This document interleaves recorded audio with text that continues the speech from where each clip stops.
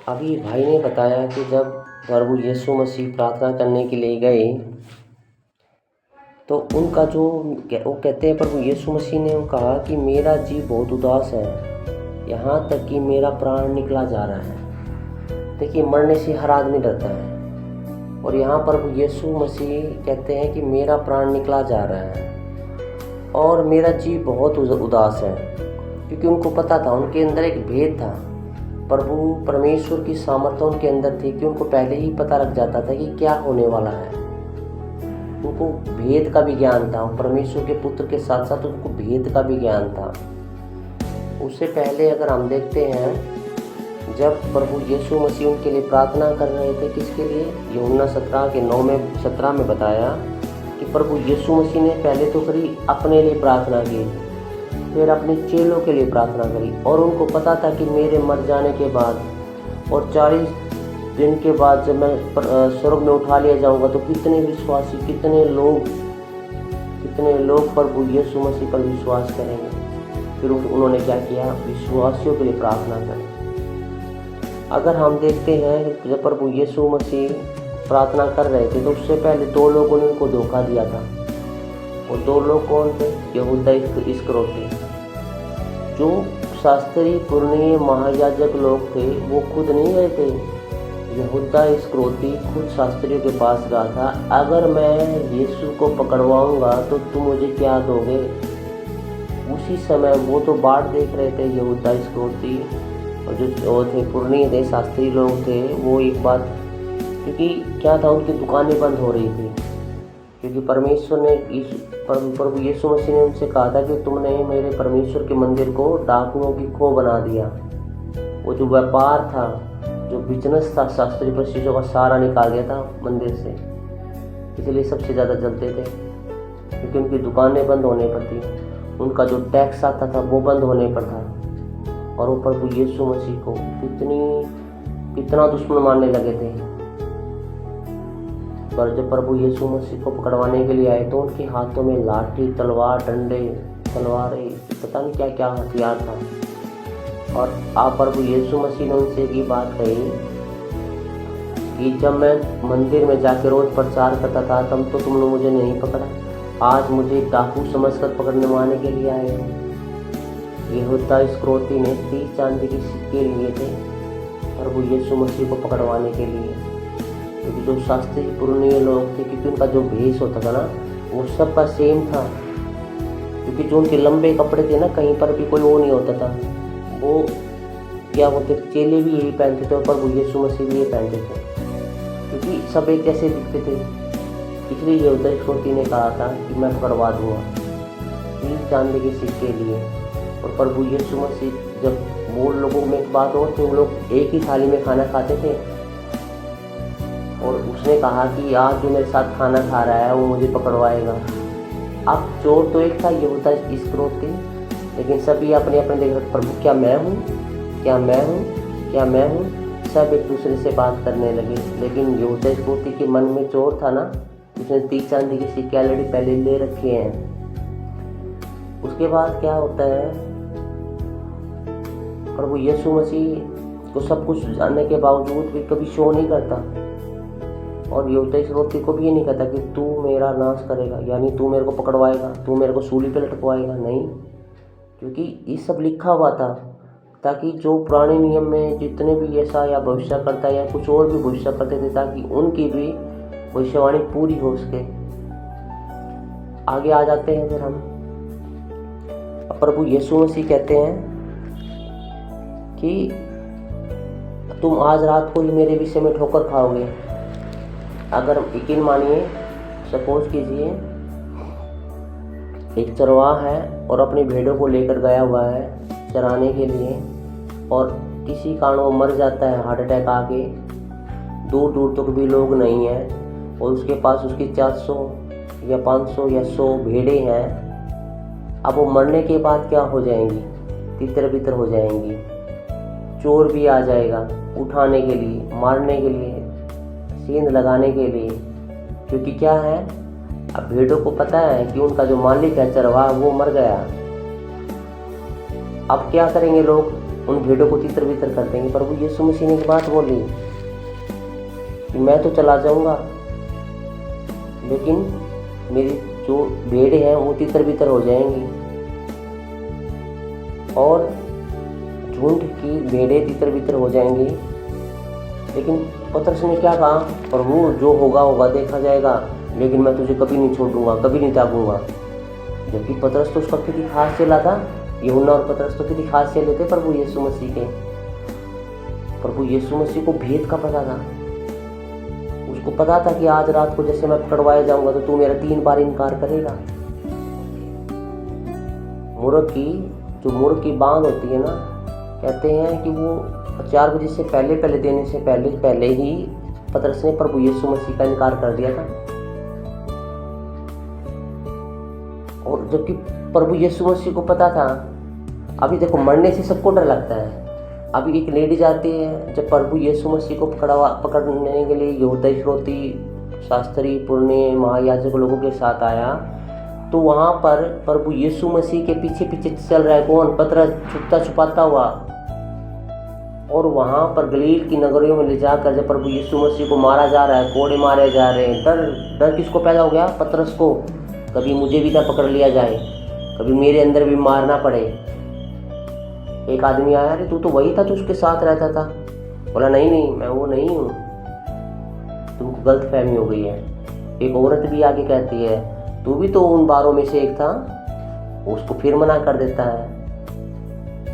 फिर एक जेंट्स आता है, इसको भी पकड़ो, ये भी शायद उसी के साथ था। बोला मैं नहीं था, तुम लोगों को धोखा हुआ है, तुम्हारी आंखें चकाचौंध हो गई है, मैं नहीं था, कोई और था। और प्रभु यीशु मसीह ने पीछे मुड़कर देखा। पतरस ने 3 बार इनकार करने से पहले ही वो मुर्ग ने वो बांग दे दी। और वो क्या किया, बाद में प्रभु यीशु मसीह की बातें उसको याद आई कि प्रभु यीशु मसीह को पहले ही वेद का ज्ञान था, पहले ही पता था। उसके बाद पतरस फूट फूट के रोया। आज देखिए हमें कितनी भी परीक्षाएं आ जाए, प्रभु यीशु मसीह ने एक बात कही है ब्रदर, कि अगर कोई मेरे पीछे चलना चाहे तो अपने आप को इनकार करे कि हम तो कुछ है ही नहीं, हम हैं क्या।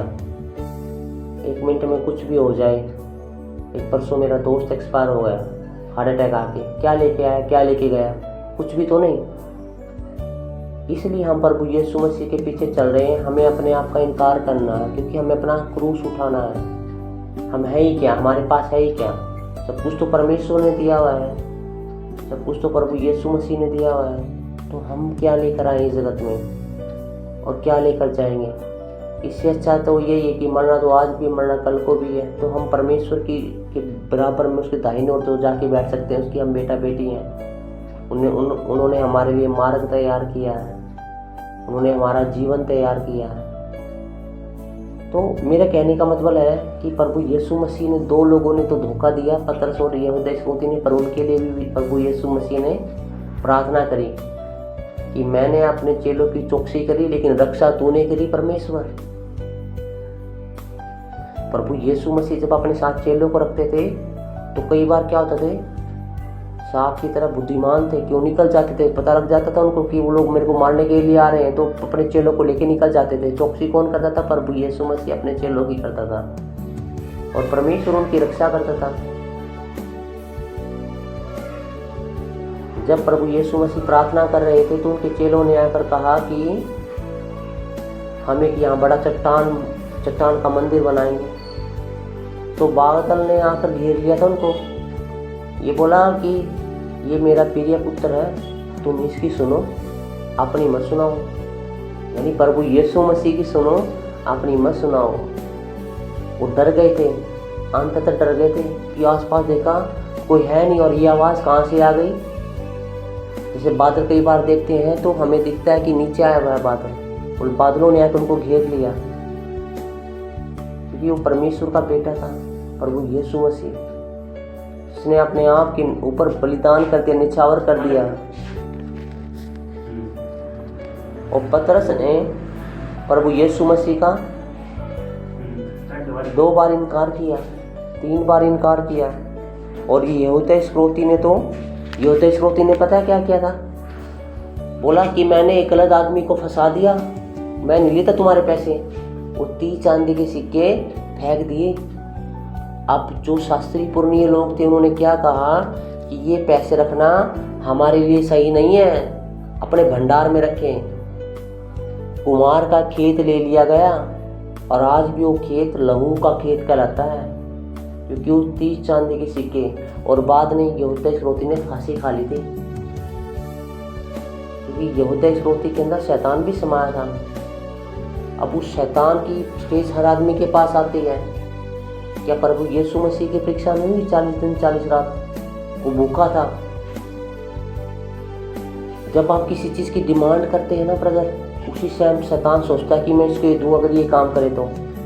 शैतान को भी पता था कि प्रभु यीशु मसीह भूखा है, और उसने कहा लिखा है अगर तू इस पत्थर को रोटी बन जाने की आज्ञा दे तो तू इसको खा के अपने आप को तृप्त करेगा। प्रभु यीशु मसीह ने कहा था यह भी लिखा है कि हर आदमी रोटी से नहीं वचनों से जीवित रहेगा।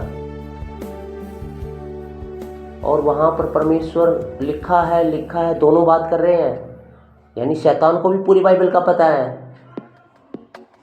क्योंकि शैतान जो है वो दंडवत नहीं करता हमारे परमेश्वर को, वो पूछता नहीं है, आराधना नहीं करना चाहता। वो चाहता है बराबर का दर्जा चाहिए मुझे। अगर मैं राजा हूँ, अगर वो राजा तो मैं भी राजा बनूं। प्रभु ये परमेश्वर के समय में, यहोवा के समय में लूसीफर बहुत अच्छा परमेश्वर का क्या बोलते हैं सेक्रेटरी जो बोलते हैं, जो सारी चीज़ें संभालता था। लेकिन क्या आ गया? लालच आ गया, लोभ आ गया,